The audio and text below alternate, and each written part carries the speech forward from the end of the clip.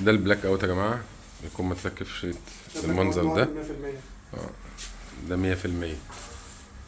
100% درجة الشفافية بتاعته، يعني لو حطيت ورا كشاف موبايل مش هيبين الكشاف اصلا.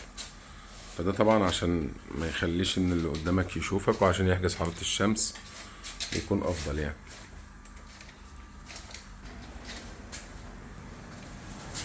طبعا بيركبوا في الحلقات دي، يكون فكها سهل للغسيل والشغل عادي يعني. بس زي ما هو بيركبها كده بيركبها بسيطة جدا يعني. فالموضوع سهل، بنفس الوقت القماشة هي 100%.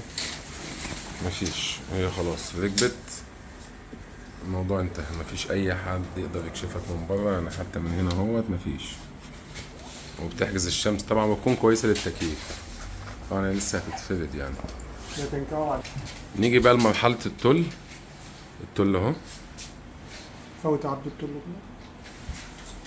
هو بيركبه برضه بنفس الطريقة، فبيبقى سهل برضه ان انت تشيليه تغسليه. الموضوع سهل خالص اهو. بسم الله ما شاء الله، حاجة جميلة اهو. التل كده الشغل بتاعه خفيف.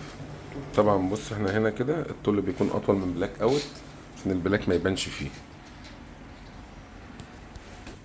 طبعا كده احنا انتهينا اهو من تركيب التل الخفيف، وتحتيه طبعا البلاك اوت انا وريته لكم.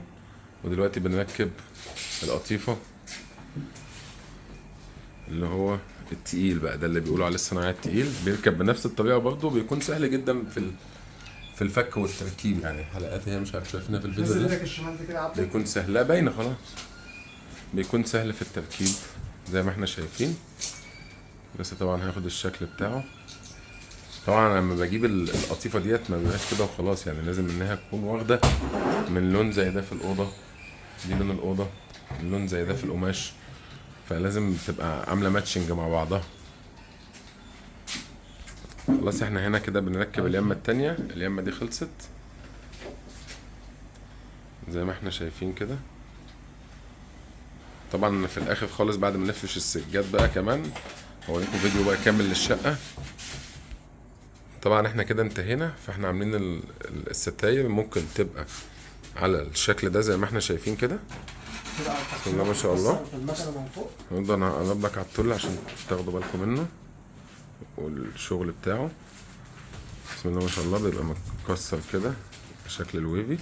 ممكن بقى كمان نخش بالشريط كده، ممكن نعمل بيها شكل تاني. فاحنا عاملين الاوبشنين في الستاير يعني، على حسب بقى مزاج الناس اللي في الاوضه يعني، او الشباب اللي في الاوضه عايزين يخلوها كده ماشي، عايزين يعملوها شكل البوكيه زي ما هو بيعملها كده. بيلفها بالشريط. وريني الشريط قبل ما تركبه كده يا زياد. اهو الشريط اهو نفس درجه لون القماش اهوت. وبنعملها كده.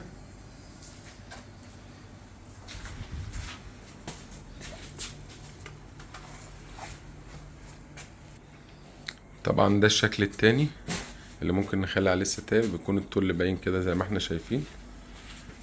معانا ان احنا نعمل الشكلين زي ما احنا عايزين بقى، على حسب راحة اللي قاعد في الأوضة. وانا الستاير واخدة من العفش.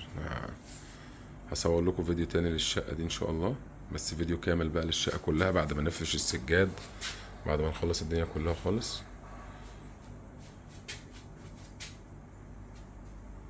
زي ما احنا شايفين بس شكلها شكل البوكيه.